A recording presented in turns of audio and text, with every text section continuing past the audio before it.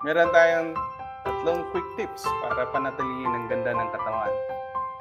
Tip number 1, tamang pagkain o balanced diet.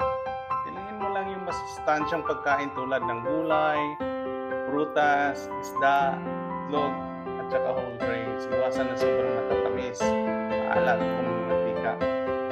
Uminom ka ng sapat na tubig, around 8 to 10 glasses a day. Tip number 2, regular na ehersesyo. Pinaka-importante ito, maglaan ka ng kahit 30 minutes kada araw. Paglalakad, jogging, stretching, o kahit anong simpleng home workout sa bahay. Pinapaganda nito na yung muscles tone mo, tsaka yung metabolismo, naging mas aktibo yung katawan mo. Meron tayong tip number 3, tamang pahinga at lifestyle. Siguraduhin na may 7 o 8 oras kada sa pagtulog mo gabi-gabi para makarecover yung katawan mo. Iwasan ng bisyo, gaya ng paninigarilyo at sobrang alak.